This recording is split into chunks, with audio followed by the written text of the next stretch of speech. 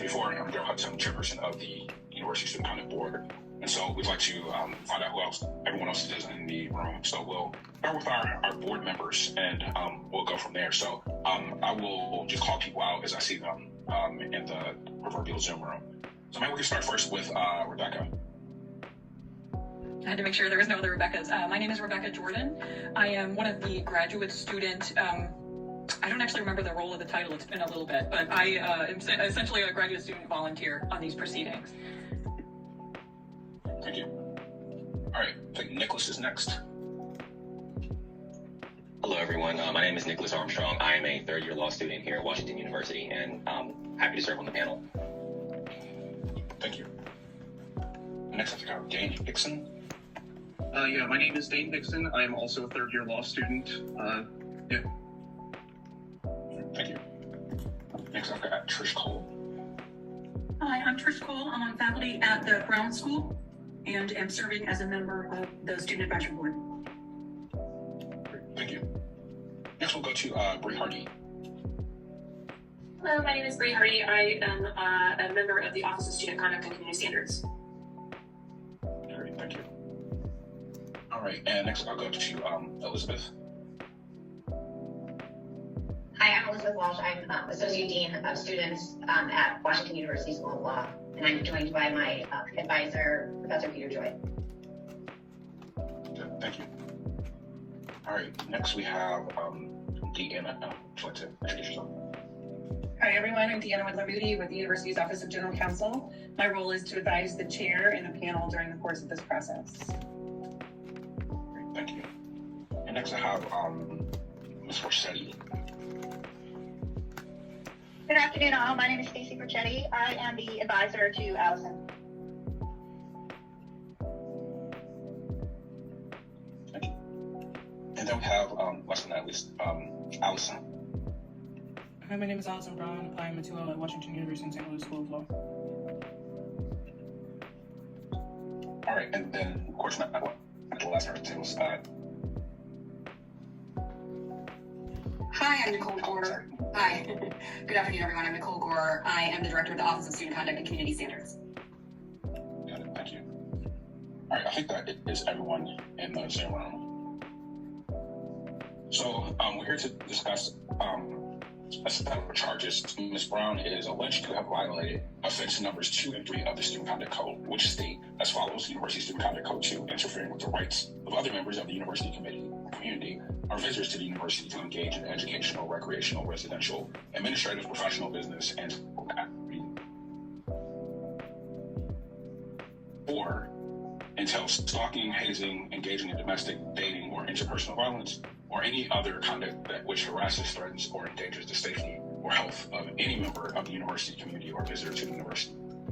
The School of Law's allegations are contained in the notice of complaint, a copy of which has been provided to the panel. Specifically, Ms. Brown is alleged to have engaged in a pattern of disruptive and harassing behavior inside and outside of the classroom in violation of the code. The detailed allegations are set forth in the notice of complaint. The School of Law alleges that as a result of the respondent's behavior, students have been unable to fully participate in the law school classroom and in extracurricular activities. And law school community members have been impeded in their ability to engage in educational, administrative, professional, and other functions. So for the standard for the decision here today, under this code, Ms. Brown is presumed innocent of the alleged violations.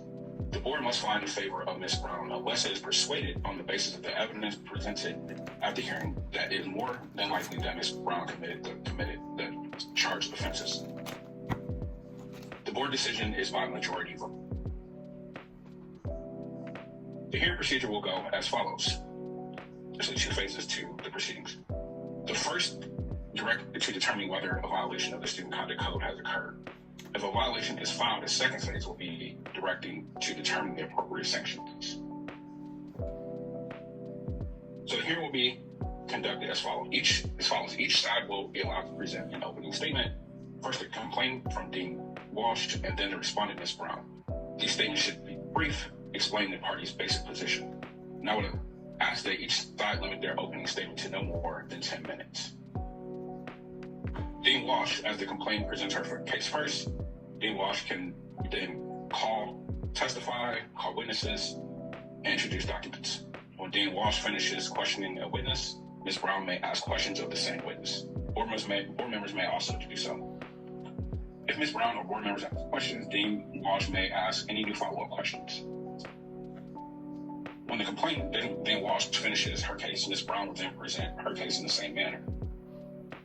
All of that being said, there may be certain witnesses with limited availability, and if this is the case, some witnesses may need to be presented out of order.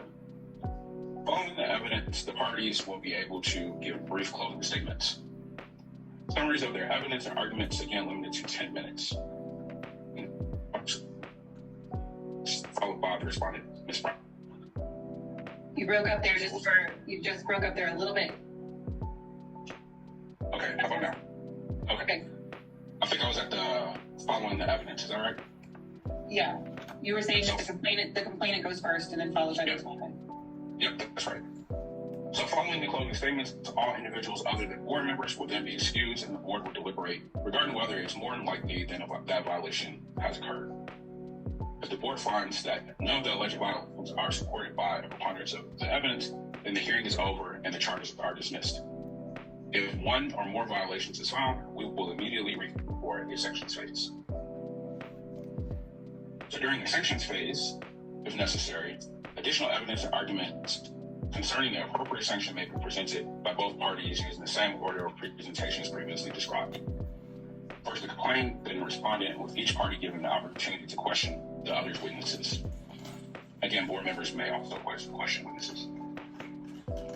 The board member will then recess to decide on sanctions, and the board chair will issue a written decision to be provided to both parties.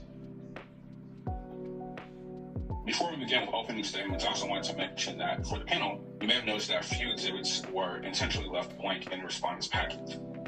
I apologize for that. The Office of Student Conduct has some numbering issues there. So for efficiency purposes, given the number of exhibits, I've instructed Dean Gore to leave the exhibit numbers blank instead of trying to renumber all the exhibits.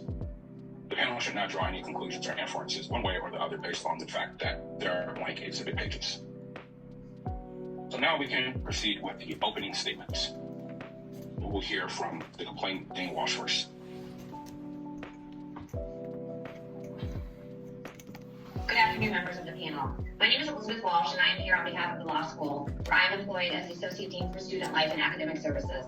I truly do not want to be here today. As Dean of Students, you hope to help students navigate law school by providing guidance, advice, and support. You never imagined having to file a complaint against a student under the Student Conduct Code. Unfortunately, with Allison Brown, we felt we had no other options. As you know, Allison Brown has been charged with 2 offenses under the Student Conduct Code. The first offense is interfering with the rights of the university community or visitors to the university to engage in educational, recreational, residential, administrative, professional, business, and ceremonial activities or other functions. The second is offense number 4, stalking, hazing, engaging in domestic, dating, or interpersonal violence, or any other conduct which harasses, threatens, or endangers the safety or health of any member of the university community or visitor to the university. As you listen to the witnesses and review the exhibits and evidence, focus on how Allison's actions impacted the law school community. Her behavior inside and outside the classroom interfered with students' rights to fully engage in their education. Her habit of negatively portraying those who disagreed with her on her social media accounts made students fearful of participating in educational and extracurricular activities. It was also harassing. This behavior persisted even after faculty, staff, and students had multiple conversations with Allison about the negative impact of her actions. Allison may try to argue that her actions were justified or that they were protected as free speech. That is a distraction. The issue before the panel is whether Allison's actions interfered with the rights of members of the law school community and whether her conduct was harassing. I believe that after the evidence is presented, you will answer in the affirmative to both offenses and decide that Allison violated the Student Conduct Code. I'm finished. Thank you. We'll hear opening statements from Ms. Brown.